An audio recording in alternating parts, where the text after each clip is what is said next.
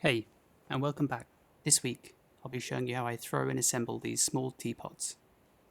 There are many steps that go into making these, and I want to clarify that by no means am I an expert teapot maker. This is just the way I make them, and I hope you find some of these insights useful in your own practice. Early in the morning, I begin by throwing a clay batt on my wheel. This is a thin skim of clay, which I can then attach wooden batts onto. You could also equally use a batt system, or even specially made batts that fit onto the pins on your wheel head. This is just the way I was taught, and some things never change.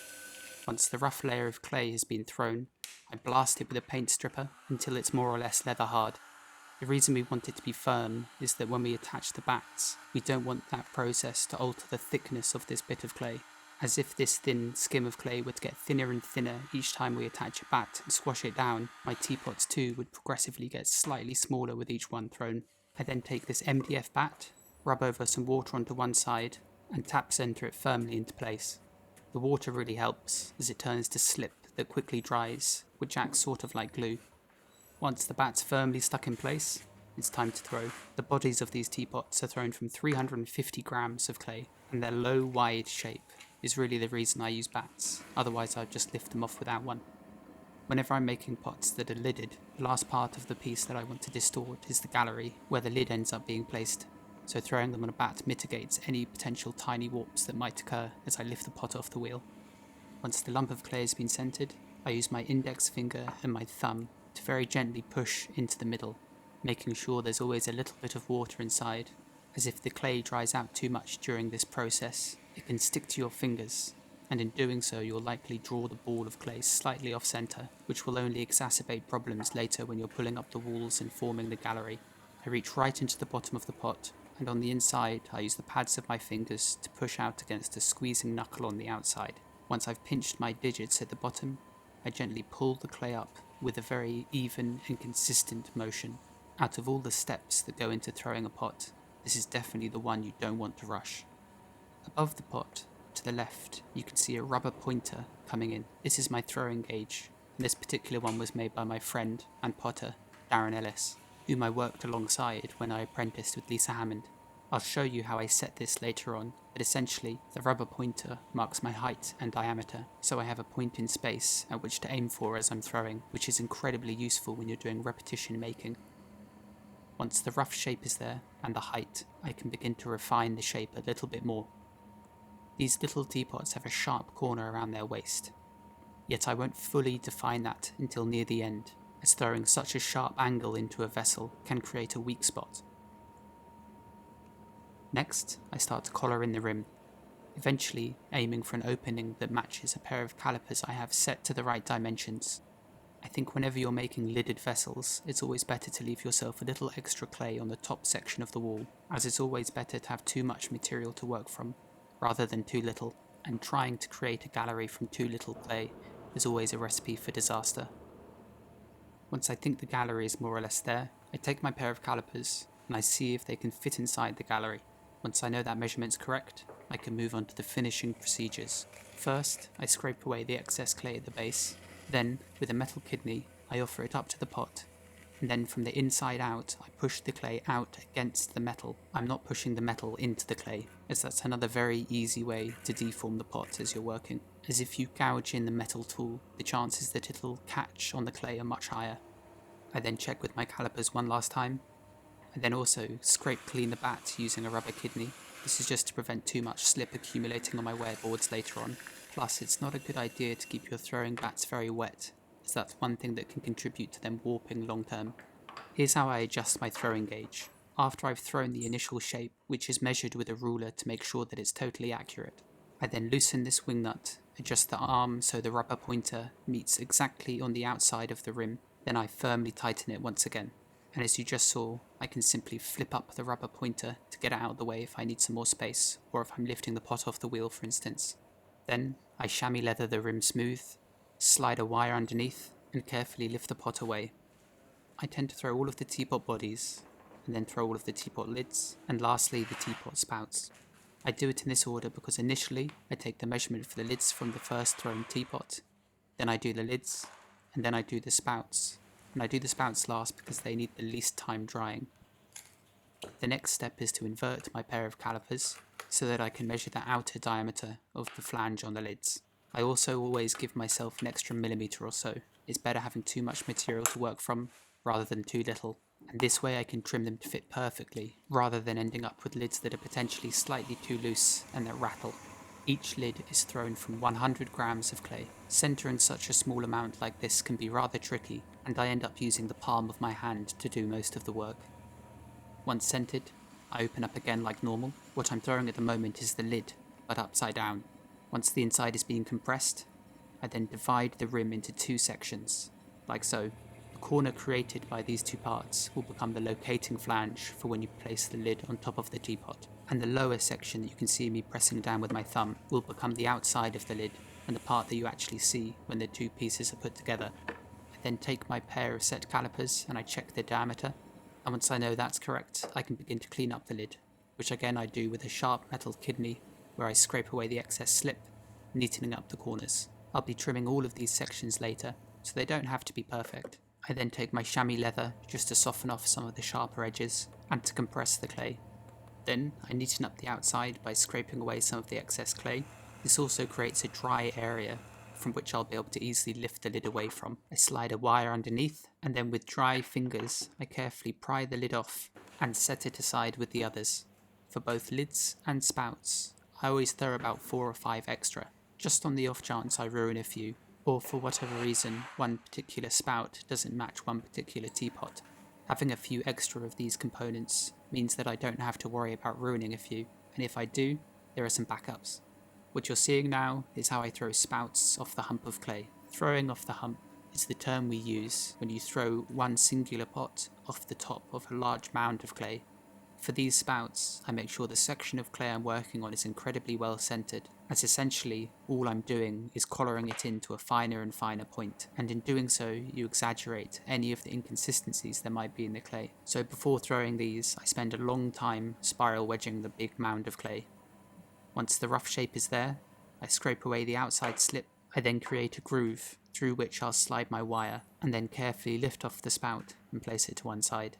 These are tricky things to make in all honesty. It's mostly fingertip throwing, and out of all of the processes that go into making a teapot, it's likely the one I look forward to least. Here you can see how I use the shape of the metal kidney to push into the soft clay, sort of like a mould that I push into the clay.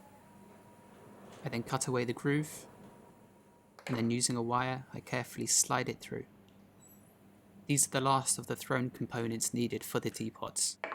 The next step is to control how they dry overnight, as by the following morning, ideally, I want all of the components to be the right dryness so that I can immediately assemble them without having to worry about one part being too dry or too soft, which, let me tell you, is much easier said than done.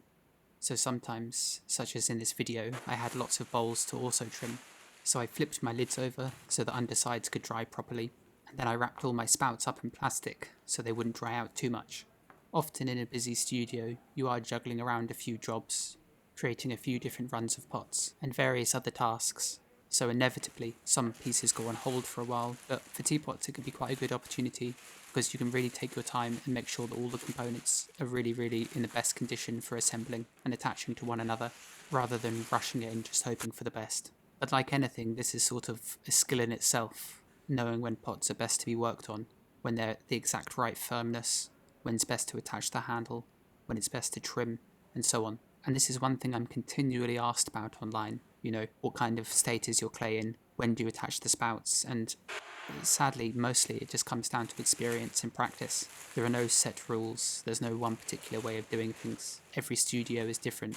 The clay will dry out in different rates in every different studio, so it just takes time and practice to learn what's best in your space. So now, finally, all my components are ready to go.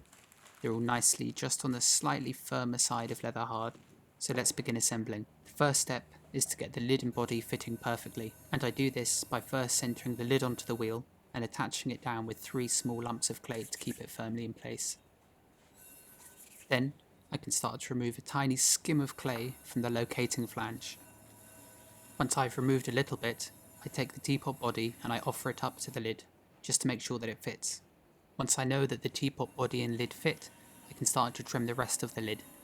To remove some of the weight on these lids, I do trim this inside section. This can be slightly irritating as the clay that comes off simply collects back on your tool, but I prefer doing this refining at the trimming stage rather than the throwing stage, as I believe I can be a lot more accurate and I can get away with going thinner.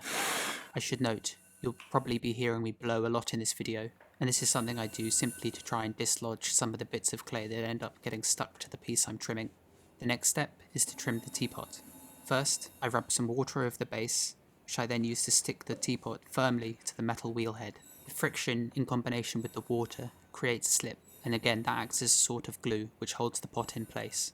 Then I also use a rubber kidney just to squash down a few millimeters worth of clay onto the wheel, which creates another seal. Once firmly stuck, I can begin to trim. Here I'm using a sharp tungsten carbide looped trimming tool, and I use this to trim away an outer layer of clay to neaten up the form and to reduce the weight of the overall vessel. All of the clay that's removed during this process I can recycle. There's really very little waste when making pottery, and that's one of the wonderful things about the craft. Once I've finished trimming this section of the pot, I take a smaller trimming tool and I just gently trim away a portion of the gallery just to make that edge a bit finer. I then use the pads of my fingers to smooth over any of those sharper edges, just to soften them a touch.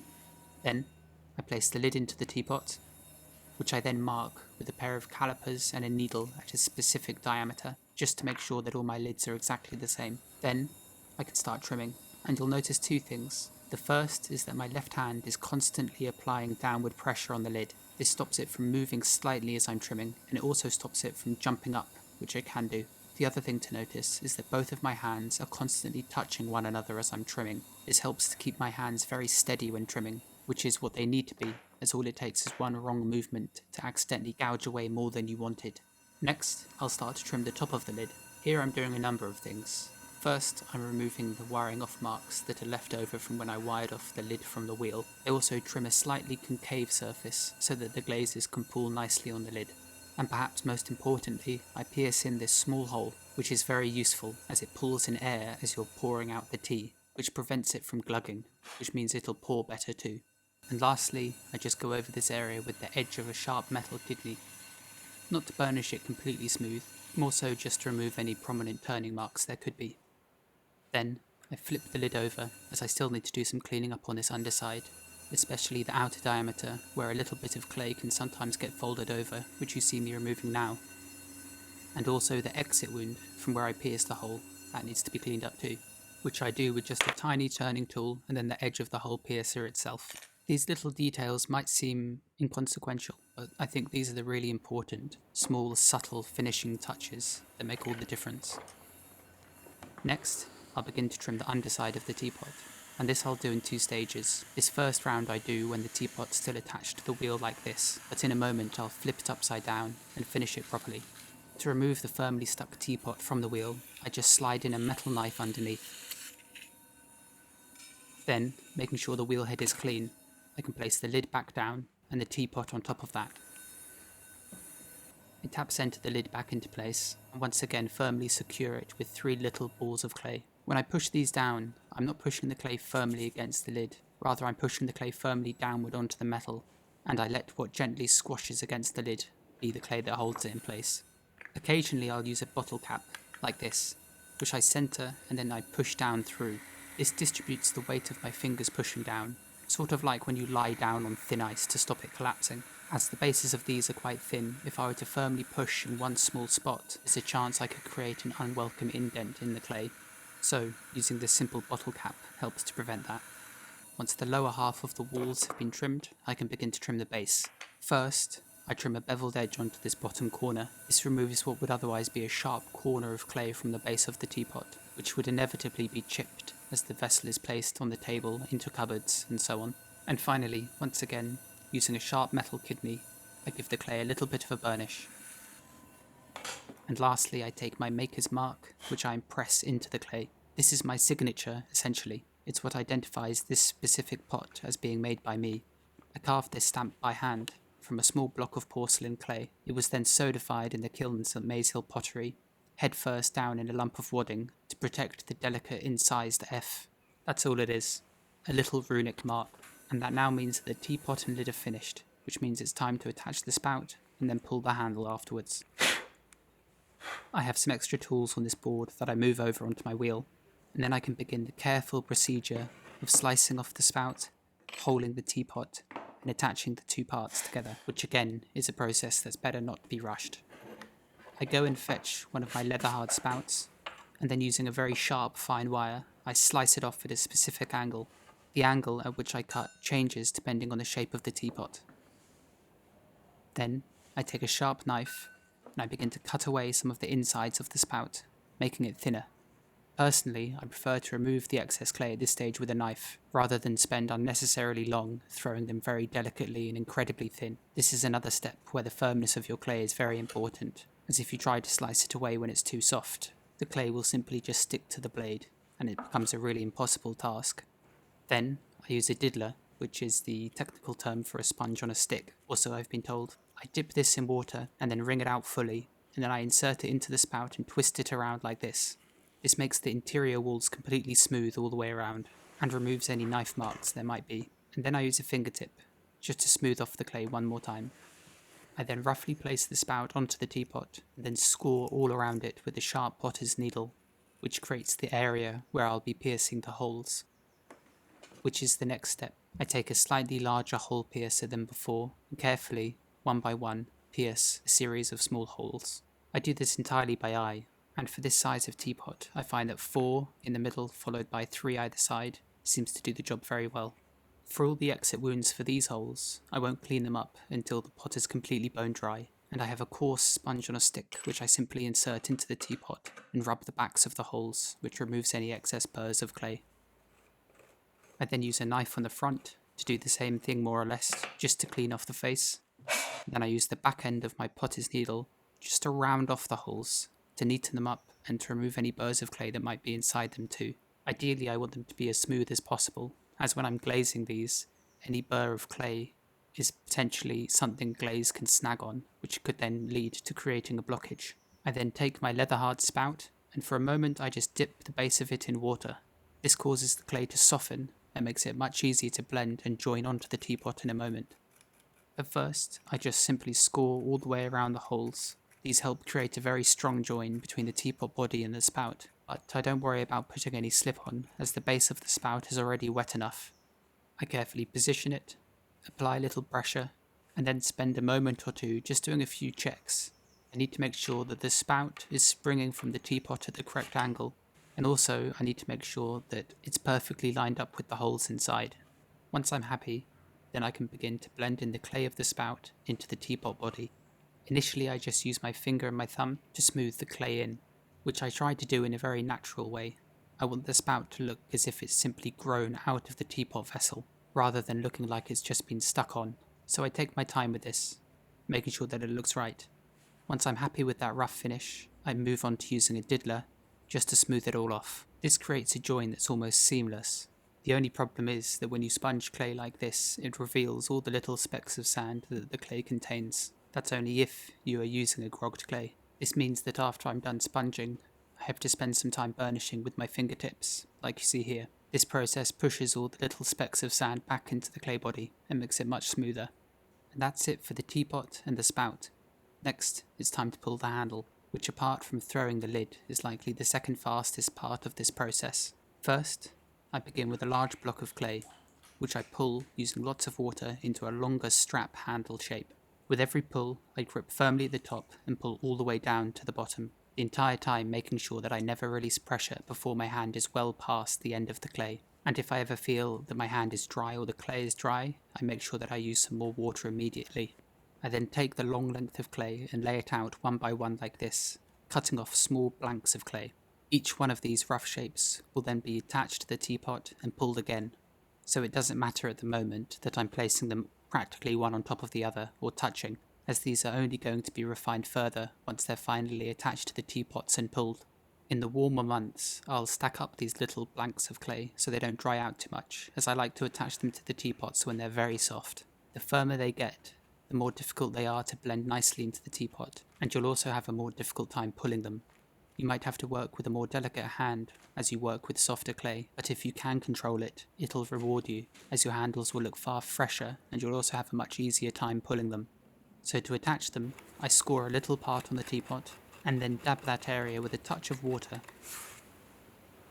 Then, I take one of the handle blanks and carefully hold it in one hand while I tap out the end on the other, creating a flare. This flare of clay provides material which I'll easily be able to blend into the teapot's body, creating a strong join.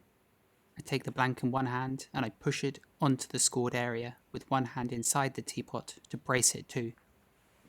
Once the handle blank has been roughly joined, I pick up the teapot and I blend in that flare of clay just with my finger and thumb. Once totally smoothed all the way around, I use a very slightly wetted finger just to clean up any of the marks that are left from joining the handle. This is another moment where it's better to spend more time carefully completing this task, as if you try to rush this and try to pull the handle too soon, it's very easy just to simply rip the whole handle away from the teapot if it hasn't been secured firmly enough. Once well attached, I can begin pulling. This can be a little trickier to do on a form that already has a spout protruding, as you need to be careful about where you position your hands. But essentially, all I'm doing is with one wetted hand, I grasp near the top where it meets the pot. I clasp and grip my hand together and I pull down through the length of clay, gradually thinning it out, pull by pull. Once the length of clay is more or less there, I switch to using the side of my thumb to the tip of my thumb, and in doing so I feel as if I can pinch away more of the clay at the top, removing some of the mass that accumulates from where you join it, in creating a handle that's overall a bit thinner. This is exceedingly delicate work, and I'm sure anyone who's ever tried pulling handles knows exactly what I'm talking about. Once the length of the handle is there, I push in towards the top of the handle here, and then loop it back down. I attach it near the midpoint of the teapot, just where the sharp edge is, and I cut off the excess piece just by pinching it between my finger and thumb. I then spend some time not only making sure that the angle at which the handle springs away from the teapot is correct, but also blending in the bottom join and making sure it's nice and tidy. These finely pulled handles are very soft at this point, so I try to minimize just how long I work on them. If there are any notable parts that need to be cleaned up, I'll wait until the handles have dried out to leather hard, as often attempting to fix them when they're soft like this will just result in making them worse. And that's it. It's more or less finished, although there's still one last step to do the next day. I haven't fired any of these yet, but I'll have to make a video in the future to show you what they look like after they've been reduction fired and coated in glaze. Overnight, I place them upside down like this, just so the freshly pulled handles don't happen to sag downward, which they sometimes can. By the following morning, the handles will be the same consistency as everything else. And I should also mention, that's why I wrap them in plastic too, otherwise they'd dry out far too quickly, and most likely both the handle and the spout would crack as they dry unevenly. The following morning, there's one last little thing to do. Throughout the entire process of attaching the spout and pulling the handle, there's a very good chance that the base of the teapot, or the rim here that I'm burnishing, gets marked slightly, or perhaps they pick up some tiny burrs of clay. So the final thing I do is just to clean up both the base and the rim with my metal kidney. It only takes about a minute or so per teapot, but it's well worth it. Well, for a detail-obsessed potter like myself it is anyway. I've always been so interested with the finish of pots, especially on the bases and the parts that you wouldn't normally think about, the areas that might end up being forgotten. Anyhow, that's all for this week. Thanks so much for watching if you've made it all the way through. I know it was a really long one. See you next time.